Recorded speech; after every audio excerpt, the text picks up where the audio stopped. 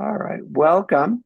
We're very lucky today to have a very special guest, Dr. Jerrel C. Anderson, who is a chemist by profession, but an amateur archaeologist by interest. And he told me earlier he's been doing archaeology since I think 14 years old, Four. digging up 4 years old, Yes. excuse me, even longer, um, digging up Indian artifacts on farms and all over in West Virginia, Ohio, Illinois. And he was kind enough to agree to be interviewed because recently I went to a funeral, family funeral in Columbus, Ohio, and my wife and I had been to the Hopewell Culture National Historical Park, and we got this little souvenir. And we thought the artifacts there were absolutely fascinating, tremendous. I mean, to us, they looked a lot like stuff we'd seen in Mexico when we went to visit Mexican pyramids. And if you can see, there's a raven, there's a bear, there's what might be an otter, and this last one I don't know if it's a possum or what. But and then of course there's a bird. Um, and they were just beautiful. And we asked them there, "Is this all, or is there more?" And they said, "Oh, the majority of the artifacts are in Columbus, Ohio, at the Ohio History Museum." So we thought, well, we're here, we got to go see those artifacts. And we did research on the internet, the very famous artifacts. Well, when we got there were a few artifacts in cases, as you can see here. Those cases were still there, but most of the exhibit area was empty and had posters and banners and pictures, but there were no artifacts. And so what happened? And we asked at the desk and at the entrance because there was no one in the that section. And the guy at the cash register said, "Oh yeah, they've been removed. The Indians want them back." And I was like, "Well, what? How did that happen?" So it was such a fascinating mystery that I looked on the internet. Has anybody written about this? Strangely, there's almost nothing about this, which you'd think would be a huge controversy or scandal. And but there was one article in the Columbus Dispatch from 2023 by Jerrel Anderson with this title: "World's Greatest Mound Builder Artifacts Belong to Ohioans, Must Not Be Buried."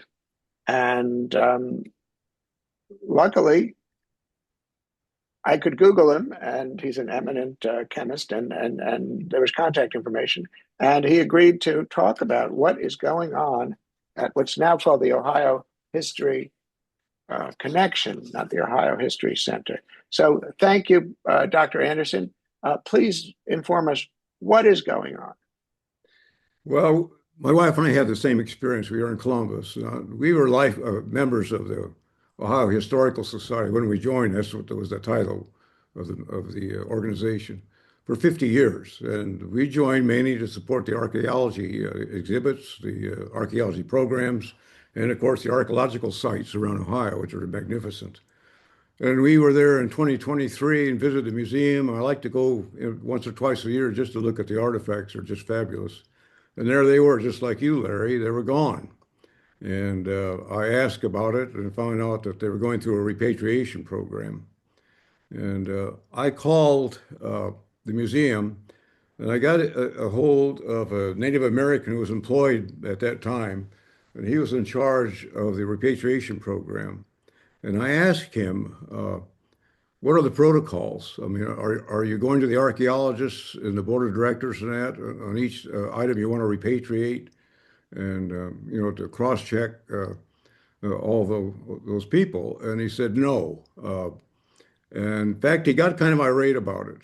And he said these were ripped unceremoniously from the earth when actually they were excavated archaeologically by the archaeologists of the Ohio Historical and Archaeological Society, which was the name at that time in the late 1800s and early 1900s, by Edwin Mills and Henry Chatron, very famous archaeologists, and they used the best techniques known at the time.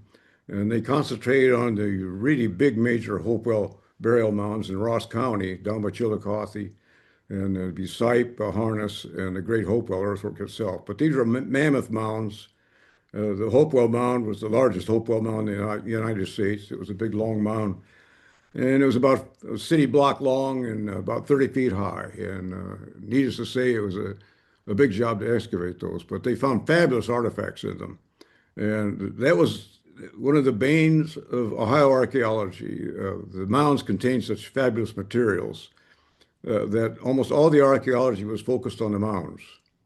And actually none until the 1960s was focused on where did these people live and who were the Hopewell, who built these mounds and buried these fabulous artifacts in them. And I got nowhere. I think what's happening, I hope my letter wasn't absolutely correct, but it appears that they gave carte blanche control of all the artifacts in that museum to the tribal activists. And bear in mind that that museum was established in 1885 to house all the artifacts coming out of these mounds. In other words, originally it was an archaeology museum. And for most of the century, the main focus of the displays was the archaeological collection, which was fabulous. And then they changed their name to the Ohio Historical Society, I think in the 1980s. So they're already starting to de-emphasize the archaeology part of it. And then they changed the Ohio History Connection. They thought it was probably a more modern appellation. But essentially, I've talked to some people, I won't mention names, who worked there. And essentially, the archaeologists were shut out of the whole program. And the emphasis was on getting rid of the archaeology programs and getting rid of all the artifacts. And that's where we are today. But I would just like to show some of the artifacts that give the viewers just an idea of what we're talking about. This is a state artifact for Ohio, and this is the Adena pipe. And was found in the Adena Mound just north of Chillicothe, in the Adena estate, in the Thomas Worthing estate. He was one of the first governors of Ohio. But that is a pipe, a cylindrical pipe in the form of a dwarf. And you can see he has ear spools on. He has a really neat hairdo. He's like a little feather ear costume there. And you can see the designs on the front, real swirling type design. He looks like he's dancing and chanting at the same time. And people wonder, was this a real person or is this just a god or, some kind of a spiritual icon? I personally think that it was a real person, and I think he may have been the person that really started this whole thing going. And here's some of the pipes that you see. And Larry showed some on his little device. Those are effigy pipes. And the bowl's in the top of the animal, and then on the stem you can get the smoke. And this was found in Illinois. So there's also Hopewell, very extensive in Illinois. In fact, the Hopewell probably came out of Illinois into Ohio. And here are some more artifacts. These are mica cutouts. And you see on the other side, you see copper stamped items.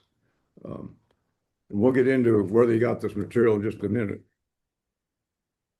And here's some of the beautiful type of stuff that came out of the Hopewell Mound itself. This is a mica cutout of an eagle claw. And you can see how beautiful it is and how the rendering on it. That was found with the burial in the Great Hopewell Mound. And you also had and this is a real symbol, and this is a great book, by the way. You have the mica cut out of the human hand. And I think the human hand is probably a symbol for the Orion constellation, and that's another story. But the other thing, here's that again, the mica hand, but here are the obsidian spearheads. These are monster spearheads. This obsidian was obtained by the Hopewells in Yellowstone National Park at Obsidian Cliff. And the biggest one here is 18 inches long. All these items were buried in the mounds. For example, the big obsidian blades were not used. They were strictly ceremonial. And they think the Hopewells actually sent out sorties out to all these areas to get this exotic material just to be buried with the people in the big mounds. And the obsidian, for example, they thought, well, maybe it was traded in, but one of the mounds in the Great Hopewell earthwork there, just west of Chillicothe, held the remains of the flint knapper who actually napped these big spearheads out, and all the debitage of the obsidian, all the flakes and that, the leftover flakes were buried with him.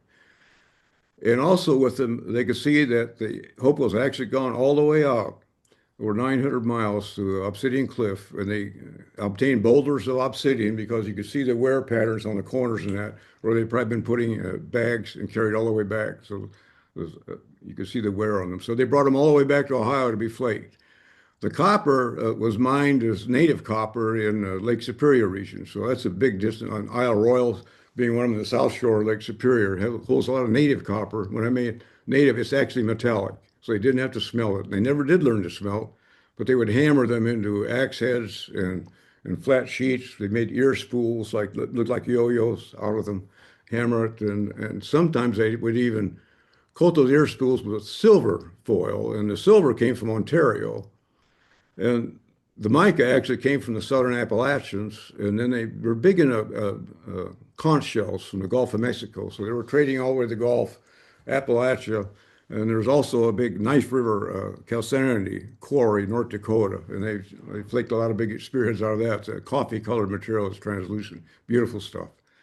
So they were going all over the United States to obtain these exotic items. In fact, they went to Kansas in a meteor field to get a meteoric iron. And in Hopewell Mound, they actually had chisels made of meteoric iron that were hafted on the handles. So they went all over the United States. And the United States at that time, of course, was populated by a lot of other people besides the Hopewell. And you have to ask the question, how did these people cross all those tribal boundaries to get this material? And it turns out that you could almost talk about a Pax Hopewelia at that time. It seemed to be a real peaceful period. We don't see any evidences of warfare. We see some evidence of human sacrifice with the Hopewells, so that's another story. But were they trading some item? Michael Gramley, Dr. Gramley is an archaeologist, and he proposed a theory that the Hopewells actually cornered the market on tobacco growth and processing. Growing tobacco is a really rigorous procedure, both cultivating it, then curing it, and putting it into a smokable form. And a lot of people poo-pooed Mike's theory, but come to find out that they've improved their archaeological techniques now. So they dig a Hopewell site, they do a flotation technique where they get real fine screens and put the dirt in water and then sift it through these screens, and then they can find all kinds of material. So they use real fine screens, and lo and behold, the Hopewell were growing tobacco. Their seeds are very, very small, and they hadn't been seen up to that time. And now, generally, they're finding tobacco seeds around. So there may be something to it. Now, this tobacco is Americana rusticana. It's a very potent tobacco. The tobacco we see today in use was actually out of Jamaica. It's a lot more mild form. But the tobacco the Hopewells are probably growing and trading was extremely high in nicotine content. Actually, it was so strong, it was a hallucinogen. So if you see in the Hopewell landscape, lots of pipes. And for example, here's effigy pipe. This was found at Mound City, and this is a cast I bought but it's one of the few human effigies, but it was originally black, had pearls inset across the top. And you can see the tattooing on the face. A lot of them are effigies of animals. Here's a bobcat. This one came out of the Trimper Mound in southern Ohio near Portsmouth. And many of the motifs on the pipes are birds for some reason. And here's a raven. And here you can see the bowl at the top. And then they would have the hole come through the stem. They'd drill all the way through the stem up to the bowl, and they would smoke it facing that item. So smoking pipes were extremely important to them. In fact, the main part of the OHC collection were the Hopewell pipes. And there were two caches of these pipes found. One cache contained over 100 pipes. It was in the Trimper Mound, and it was a mound along the Scioto River, just northwest of Portsmouth, Ohio, very near where the Scioto River empties into the Ohio. So there were about 100 pipes found there, and they were burned, and most of them were broken. That's a ritual technique they use to release the spirit. So the archaeologists got those and put them back together. So these were the ones on display in Columbus. Another cache was found in about 1847 by Squire and Davis, and that was found in one of the mounds at Mound City, and that's a national monument. Now you can visit it just north of Chillicothe along the Saddle River. There are over 100 pipes in that collection, and they were tremendous. But Squire and Davis needed some money, so they sold the collection. Nobody in the United States had bought, so the Blackmore Museum bought it in England. And that collection now is in the British Museum, where hopefully it will be protected, unlike the situation in the United States. And that has about 100 pipes too, and just beautiful, beautiful pipes.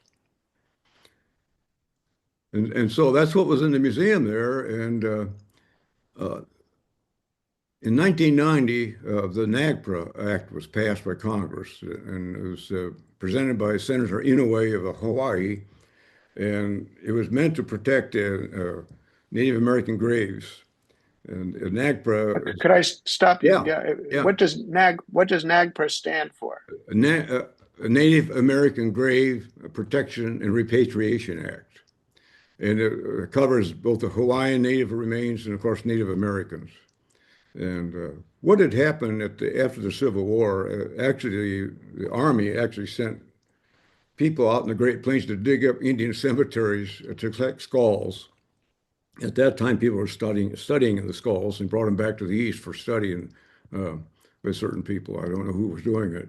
But of course, that's outrageous. And so, Although at the time that was physical anthropology, right, and they probably yes. wanted to find out. The idea was you could find out how people thought from the shape of the skull.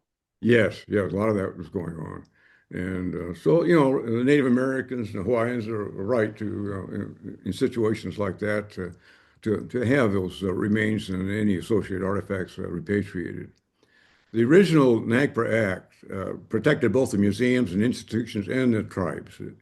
It required establishment of lineal descent to any human remains or associated burial artifacts before they could be turned over to the tribes for repatriation.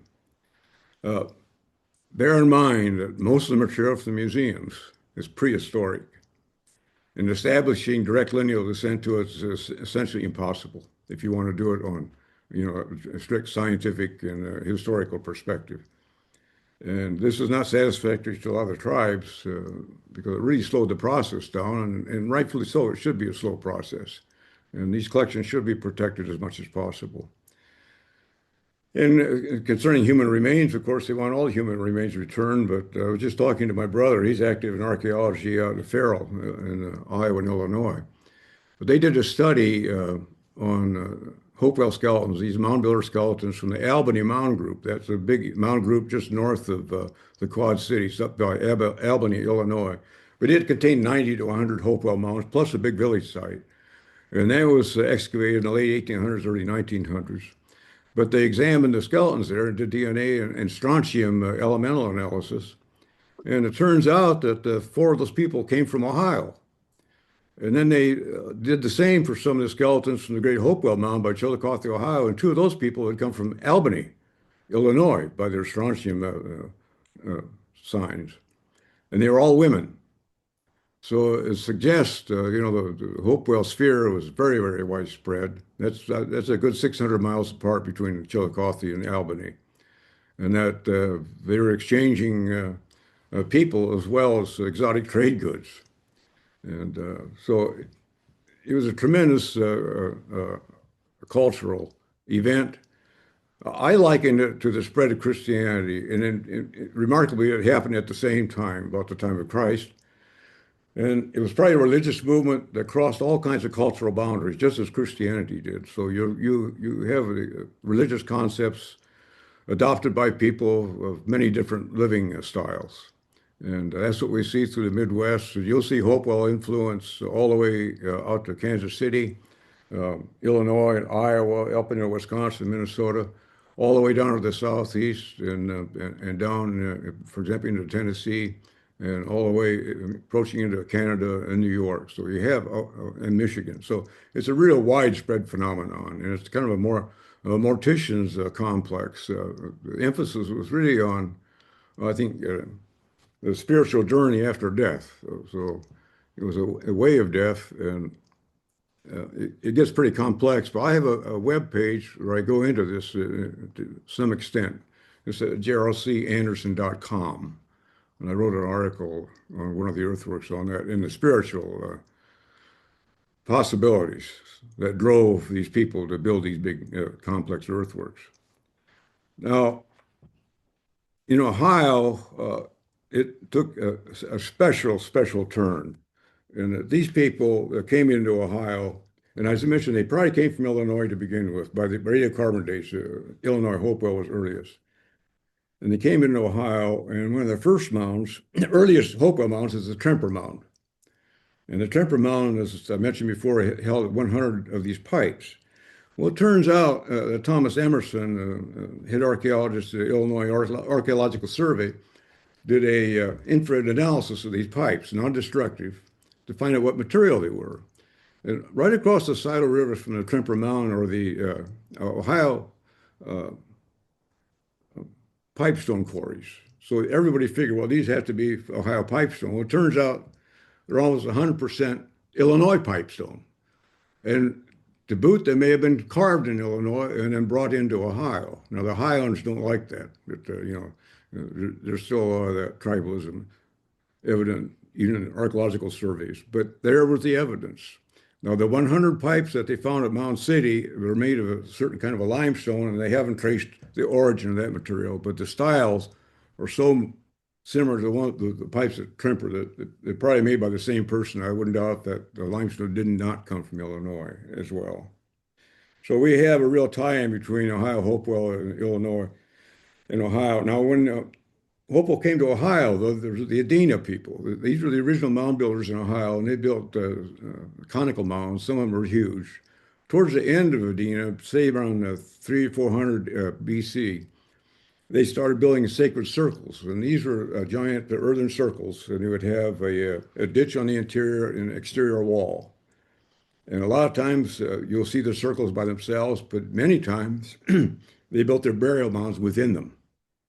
And so the Hopewell came into Adena, and then there was an explosion. And the Hopewell are essentially our Egyptians. They were flamboyant in their burials and their ceremonial practices. And so they started extending on this earthwork theme, and they built monstrous earthworks. Here's the earthwork at Newark, Ohio. I'll get a little bit closer. But this earthwork complex covers 4 square miles and is composed of a giant octagon. These are earthen walls with openings at each apex and a mound on the interior, and is conjoined by a walled avenue to a large circle. Then off in the distance, another large circle with a huge ditch in the interior. And these 2 earthworks are still extant, and they're part of the World Heritage UNESCO adoption. And they're tremendous to visit, tremendous earthworks. So this is a tremendous complex. But most of the complexes are down around Chillicothe, Ohio, and we have them in the Miami Valley, these monster earthworks. There was a big one, my favorite one was at Circle, Ohio. I lived there for 10 years. And these are just amazing. So when the first pioneers came in and cleared the forest off, they found these monster earthworks, and they're just amazed by them. They asked the Native Americans at the time who built them, and the ancient natives did not know, had no idea who built them. In fact, archaeological work now has established that the Hopewell period ended about 400 to 500 AD. In Illinois, where they've done a lot of archaeology on Hopewell habitation sites, the end was very abrupt. And a new people came in called the Weaver Complex, and they used the low spearhead points. They may have been the first arrowheads. And they did not build mounds anymore. They did not bury in mounds. Their village sites were more substantial and they were circular. Whereas in Hopewell, you generally had, in Illinois, where you had large villages. Now, in Ohio, hardly anyone looked at where the Hopewell lived. In fact, a lot of people thought for a long time that the Hopewell didn't live there at all. They just had pilgrimages to these big earthworks. Well, one of my hobbies, when I moved to Circle, I've been hunting Indian relics ever since I was a kid. Back, I'll just show this. This is the first arrowhead I found. Uh, it's a little table rock point, and I was 4 years old, and it came out of a bank. They were grading a roadway. In Illinois, we don't have many rocks in the topsoil, and I found all these white rocks. Well, it turns out they were flint chips, and there was an Indian probably sitting there napping out a new arrowhead, and he threw this one away. And I picked it up. I didn't know it was an arrowhead. It looked like an angelfish, so that fascinated me. And then a number of years later, my brother and I were in grade school. We walked home rather than take the bus home. We walked across Odendall's soybean field. And we were big into little trucks at that time. And so I found this in the field there. And I said, boy, that'd make a good digging rock, you know. I showed it to my father, and my father said, well, that's an Indian knife blade. So my brother and I went out. It was spring. So we went out and we found about 5 arrowheads the first time we ever went out. And from there, we had a friend on a farm who lived next to a professional artifact collector. And he'd take us out digging that. So that's where we really got baptized into archaeology, and we had a lifelong interest, both of us. In fact, I want to read something here. This is a quote from an archaeologist in Illinois, Stephen Bowles. And he said, had I not found my first arrowhead as a young child, I might have lived a normal life. It applies to me as well. Well, when I lived in Circleville, I hunted the plowed fields looking for village sites. And I was particularly looking for Hopewell village sites. Uh, Nobody seemed to know where they were.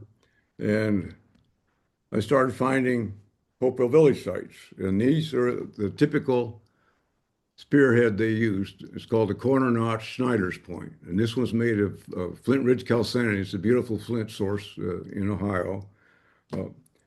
Well, in the same site, I found this point, and this is made from Wyandotte chert from southern Indiana. So these people were trading with people in Indiana to use this material.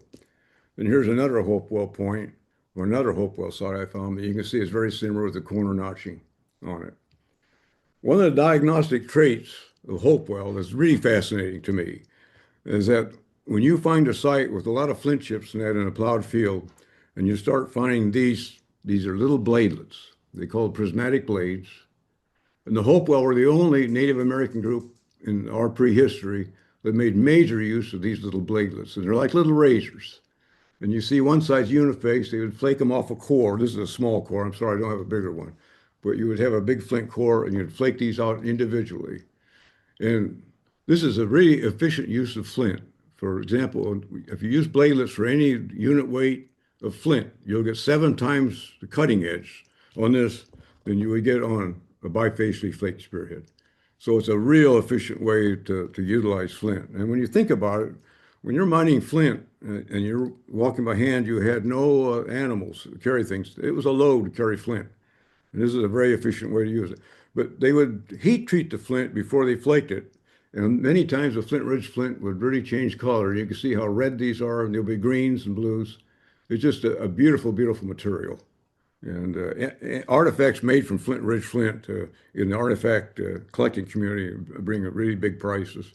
The other thing you'll find on these sites are just little cells, these little axe head, typical for the Hopewell. Nothing spectacular, but these are the tools of the trade. So I found a number of Hopewell sites. Most of them are in the floodplain, and they're ephemeral. You'll get a flood, and a site will be covered by silt, and maybe another site will be exposed. And these are all plowed, and that's the dream of every artifact collector is to see a nicely plowed field and have a big thunderstorm the night before you're going out. It's a wonderful experience. And the other thing you'll find on these sites, not so much anymore because they've been corroded away, are pottery sherds. And Hopewell were some of the first potters. Uh, in Ohio, they call it Scioto ware. It's not a very durable material at all. But in Illinois, they have Havana ware, the Hopewell, and it's almost like rock. And it's a lot better pottery than what you find in the habitation sites. Now, the big pots that they found in the mounds are a special case. They were probably crafted in Illinois. They think there was an island in the Illinois River where they crafted it. They called Havana, Hopewell ware. And it was mainly for ceremonial use. They found a number of those pipes in the mountains in Illinois, of course, and in Ohio. So there are these habitation sites in Illinois. They're large villages. There was one site down along the Mississippi that had never been plowed before. They took the woods off it and plowed it, and it was a Hopewell site. And there was so much pottery shards on it, it looked like gravel. I mean, it was just incredible. The first people there were finding like 100 spear points at a time. It was just a really, really a dense occupation. Now in Ohio, it's not the case.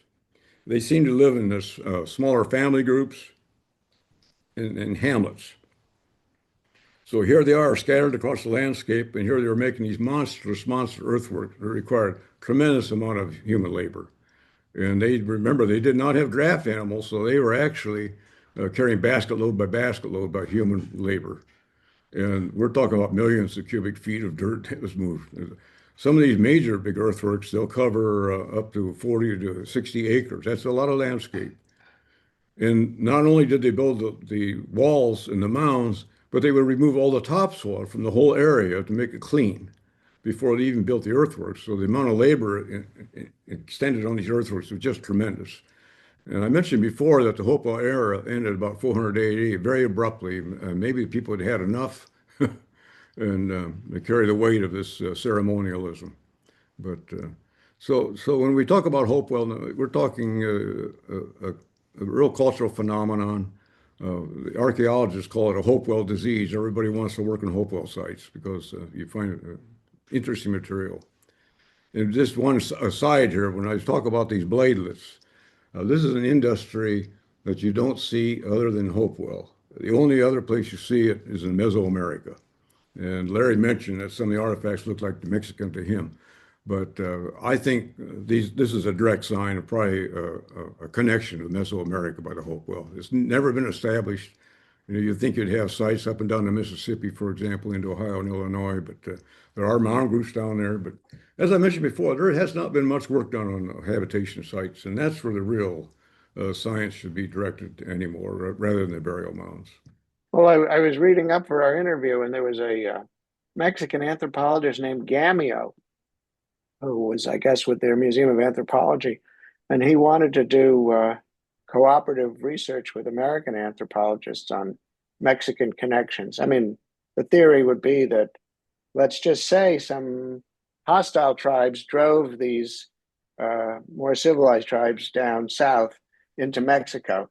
But the American archaeologists and anthropologists weren't interested. So probably because their issues then would Mexico claim. I mean, we're talking about, the Mexican-American War wasn't so far behind, and a lot of tension in Latin American relations. I mean, we see it today with issues with Mexican Americans. So whose land is it really? So people have not even wanted to look at that, which is obviously something that I'm interested in because it's like one continent and you can see migration patterns. I did look up some DNA on Wikipedia. There is something about DNA on these historic tribal roots, and there's some evidence that Beringia came around, came down, ended up Tierra del Fuego. So I'm not an expert. I'm not an archaeologist, but obviously more research could be done if people wanted to.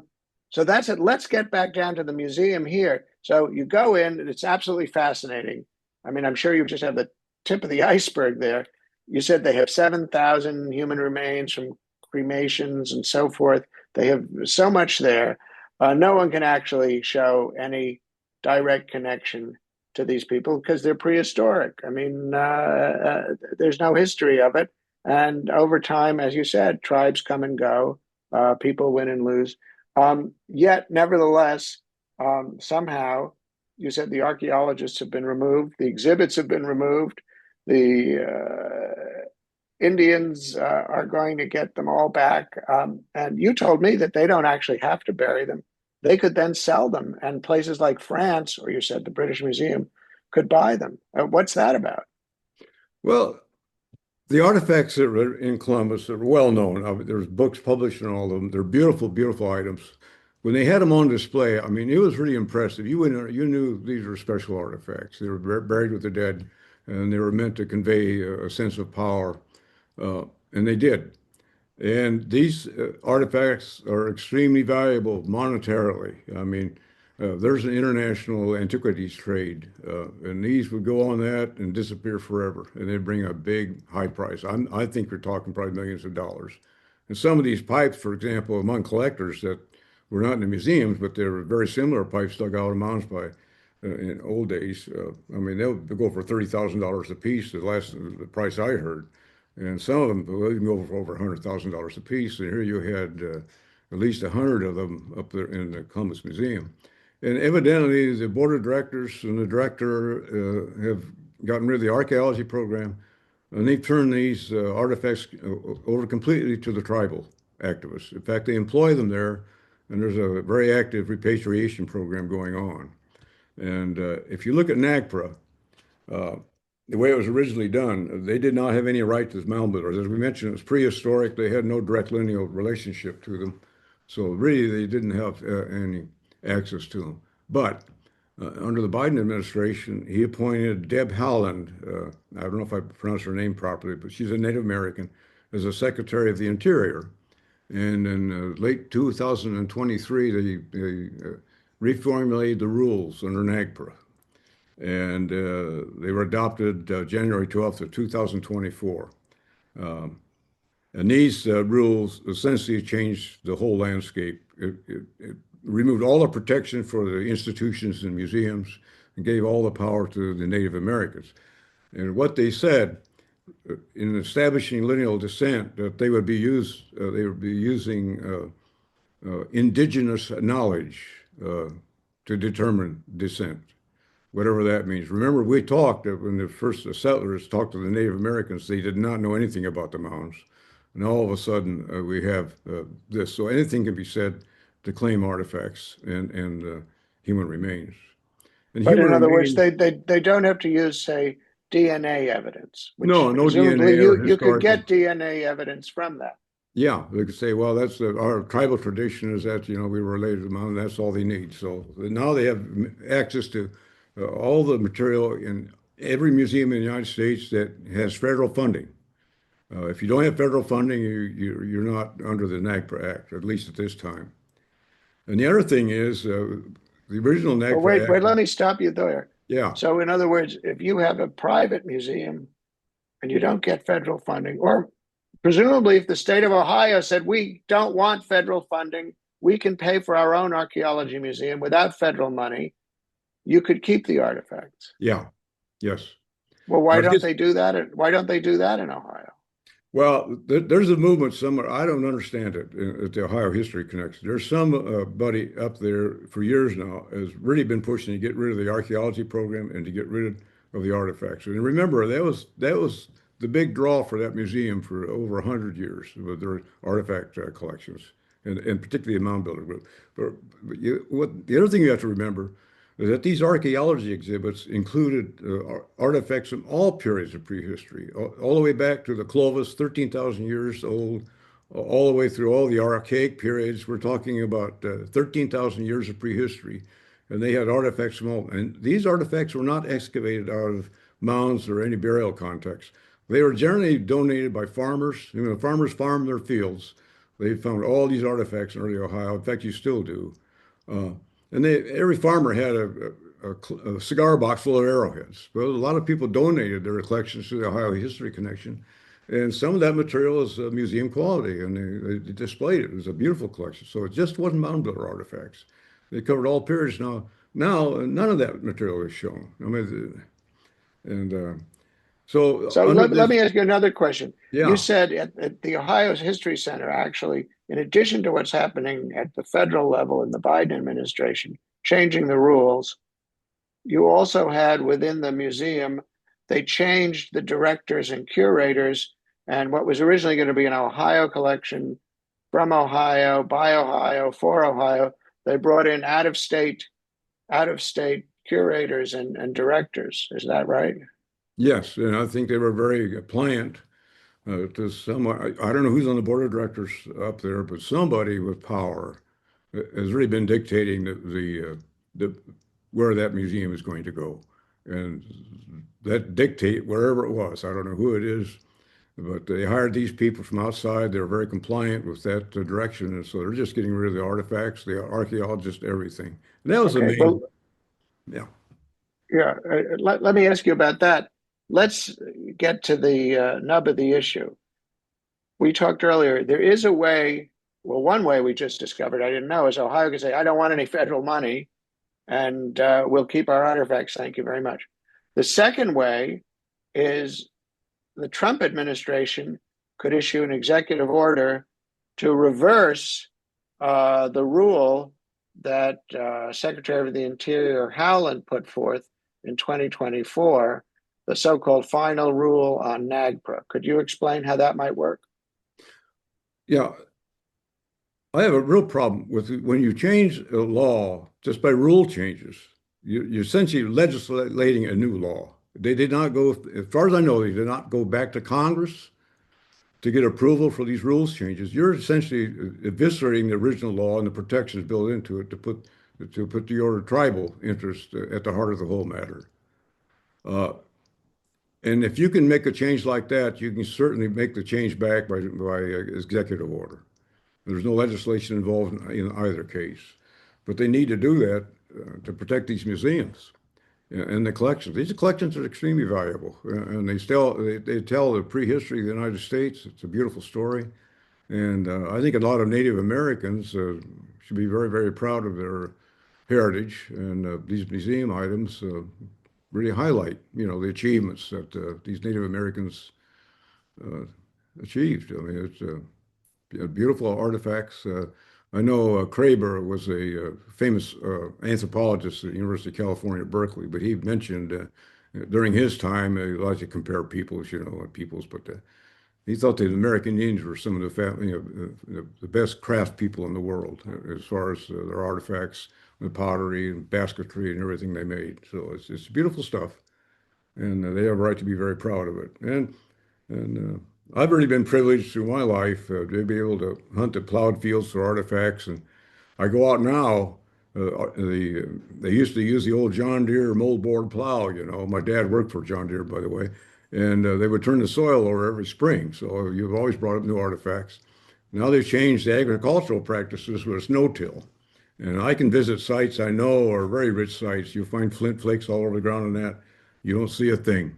So the days of what they call surface collecting farm fields are over because they're not turning that soil over like they used to. And I look back at some of the finest artifacts I did find. I've talked to the farmers later, and they plowed maybe an inch or two deeper that year.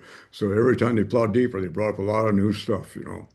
But but the landscape all across the eastern and southern United States and the Midwest, almost every farmer had an artifact collection, and they picked them up in their fields. And a lot of the museum collections you see today came from those old collections or donated by the families. But yeah, I think they ought to change back to NAGPRA. I think the Native Americans uh, did have very legitimate complaints, and some of that stuff should be repatriated where you can establish, direct lineal ties.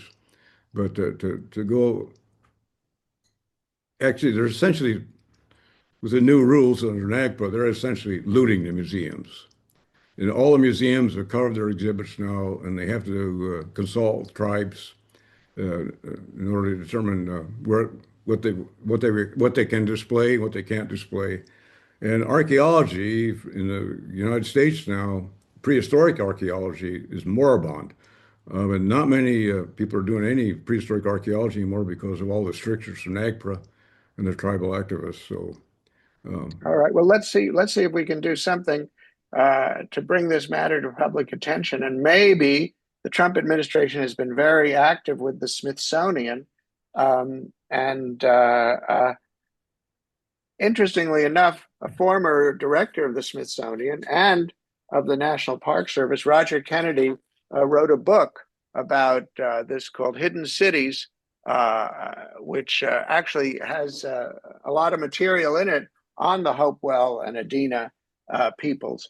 And one of the things you said to me is the Smithsonian is exempt from the NAGPRA law. So at a yeah. minimum, the Smithsonian could step in and take it. I mean, if the state of Ohio doesn't want to do it, the Smithsonian could take it because it's silly to have people who have no actual documented claim or ties, and they're just saying, "I want that," and you should feel guilty because something happened to some other people. I mean, that's in no sense is that just, and in no sense is that good for scientific knowledge of our history and archaeology and anthropology, which as fields depend on artifacts. Um, so I would say I would agree with you. The Trump administration must find a way to reverse the Howland final rule on NAGPRA. Let me ask you another question. You live in West Virginia now, is that right? Yes. Yeah, so you don't have any ties to Ohio. But why hasn't any Ohio congressman or senator or the governor or anyone taken any interest in this? I really don't know. I wrote my letter to the editor. It has some legs. For example, in this case, you found it, but I haven't gotten much feedback from that. I had a couple of notes with insults from certain people, but other than that, not a whole lot. Because Uh, I mean, if you have a world-class collection, people are coming from all over the world. And you said the British Museum, France, people collect this stuff, they travel, they come, UNESCO World Heritage Sites. That would be a big asset. I was in the museum and it was pretty much empty. It looked very dilapidated. There were some school kids in buses who had been brought there as field trips, so it wasn't completely empty. But it really had a very sad feeling of decay, neglect. And as you said, I felt the place was being looted or plundered. yeah, And it's something that the purpose of a museum is not to be plundered, it's to inspire people with human and actually just natural creation and history and achievement. So I'm hoping that perhaps people who watch this maybe might have some ideas how to get the Trump administration to turn around that ruling on NAGPRA and go back. You're not unhappy with Senator Nunez's NAGPRA. You say that's fine. If it's your tribal remains, of course you're entitled to them. But if it's not, you're not entitled to them because it's not your tribal remains. So sorry, that's for everybody. So any last words? well, I have to say, when you went to the museum, you saw it in really a dire strait. Uh, Martha Otto, Potter Otto was an archaeologist there, and they had put displays in the museum that covered many square feet, and they had the big models on the wall of the earthworks, and they had the artifacts that came from them on display, and it was a really nice display. Then they brought an out-of-state director in. She got rid of all that, moved all the archaeology collections just to small cases off to the side, and left that space. They said they needed the space, but they never occupied it with anything. It was kind of a ruse. But yeah, it's a very sad situation. I think it's even worse at OHC than it is at other museums. NAGPRA's an excuse to proceed the way they've been doing, and all the museums have to comply with the regular regulations as they're written today. But they've gone overboard there. I would just like to mention to people that this is a book people can read on the mound builders. It was written by Robert Silverberg. It's Mound Builders of Ancient America, the Archaeology of a Myth. But he goes into both the archaeology, the history, and the archaeology and the prehistory of it. And it's a real nice read, very well written. But it's an older book now, but it still applies very well to the situation. But it's a really good read. Another good one is Hero Hawk, an Open Hand. This publication goes in a lot of mound builders and the artifacts from it, beautifully illustrated. Another one was Ancient Art of the American Woodlands, and that was published by the Detroit Museum of Art. And it's a really nice book too, very nice photography. But the mound builder period was really a special period in the Midwest and fascinated archaeologists and laymen all alike for many years. And now Ohio has achieved the UNESCO World Heritage status for all their mounds and earthworks. There'll be people coming from all the world. And they'll want to be seeing these artifacts that came out of those mounds, which really made Hopewell famous. It was before the earthwork came to be prominent. They won't see them. They won't be there. And it'll be a wasted trip for a lot of people. Herb, I hope we can turn that around and make the Ohio History Center a connection back into the Ohio History Center or Museum, and it can be like the Naples Archaeological Museum that has all the stuff from Pompeii and Herculaneum. Um, we will wrap it up now. I want to thank you. I will put a link to your web page that you mentioned when I have the description on YouTube, and people can contact you through that. Is Okay, that right? fine. Okay, very good. Well, thank you very much, Dr. Jerrel Anderson. And I hope it was very informative. And I hope somehow this can make a difference and we can get uh, artifacts back into the museum so that people can see them. And personally, I'd like to go back there and see them myself. So Oh, they're I feel great. like it was very disappointing to go, and it was actually a shock. But it's not just there because we saw the same thing. We were at Hoven Weep and Mesa Verde, and they had beautiful Rockefeller uh, uh, uh, Foundation museum displays that they were taking down and putting up sort of nonsense, frankly, myths, legends, wild claims based on something my grandmother supposedly said, but you can't check because conveniently she's dead. So this is really it's as you said, it's vandalism of cultural institutions, and it has to be turned around because we have to make our museums great again. So thank you very much, and I think maybe we'll do this again sometime. Hopefully, when there's some good news to report. So I Well, will Larry, stop thank you. okay, Appreciate I'll it. stop the recording now. Uh, uh, Hold on.